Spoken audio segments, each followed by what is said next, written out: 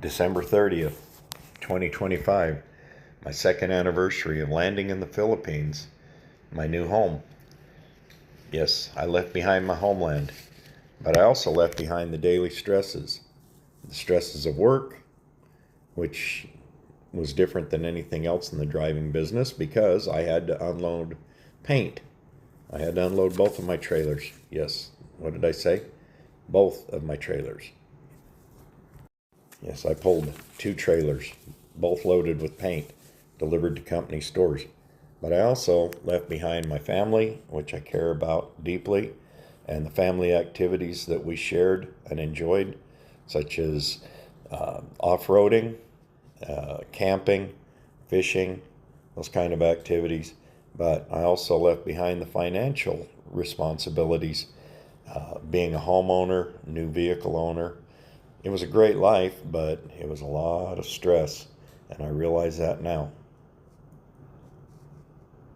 So on December 28th, U.S. time, I boarded a series of aircraft, which my final destination was eventually Manila in the Philippines.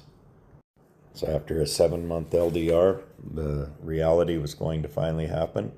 I was going to meet the lady of my dreams, and it was a very joyous reunion, and we had a really good time, which led to the proposal on New Year's Eve. And then came the preparations for the wedding in February of 2024. And then the honeymoon in Boracay. We spent some time on the beach and had a good time. And then we flew to Dumaguete, where we spent several days. We got to meet some YouTube vloggers that I'd been in contact with. Now I consider them my friends, and they're really good people. I've also met other YouTube content creators since I've been here and have become friends with them, and look forward to spending a lot more time with them.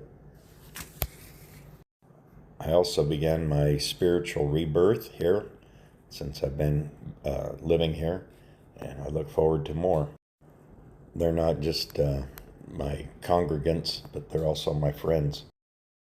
So beginning a life here also meant there were a lot of things to buy to begin to make my life more comfortable. Fridge, TV, car, and having a place to live. So after 6 months of living in a condo in Metro Manila, I had had enough and decided I needed to come to Pampanga. So we rented a nice house in Telebastagan, Pampanga, and lived here for 6 months until we get our new house. There were also other things I had to learn how to do, such as driving in the Philippines. My baby's driving in the Philippines. How's your driving experience, hon? It's like driving. It's not like I've never operated a vehicle before, just not this one.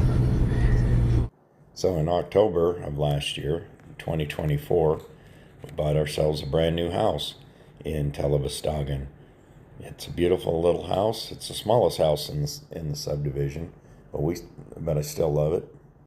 During this time, we'd taken several trips, again, Boracay and other places, Quezon Province, and one of the places that I really enjoyed was early in 2024. We went to Tanay in Rizal Province. It was incredible. It was up in the mountains. It's almost like being in Baguio, up in the mountains. No aircon needed. In fact, a jacket might be advisable if you've been here for any amount of time, but at this time I was still relatively new to the Philippines, so I was just enjoying something less than tropical weather. But it was beautiful being able to look over Laguna de Bay. Of course, Boracay in November. And then for the majority of 2024, I was a solo traveler. Went to Quezon Province, where I got to meet new friends, spend time in a fishing village. Then I went to Rojas City, got to meet new friends and spend some time with people that I'd been corresponding with. That was an interesting trip. All of these trips you can see on my previous YouTube videos. I had also taken a trip to Baguio earlier in the year. If you go back and see any of my videos, you can get parts of that. I plan on doing a lot more trips this year in 2026, visiting friends that are scattered around the Philippines, rekindling old friendships, making new friendships, and spending time with people that I care about.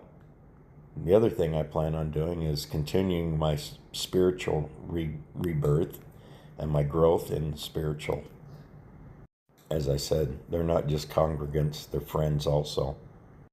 One of my other plans is to slow down, relax, enjoy the time, see more things, see what I passed by because I was in too big of a hurry and I didn't pay attention to what I was missing, such as this trip to Tagaytay, where I got to look at the Taal volcano.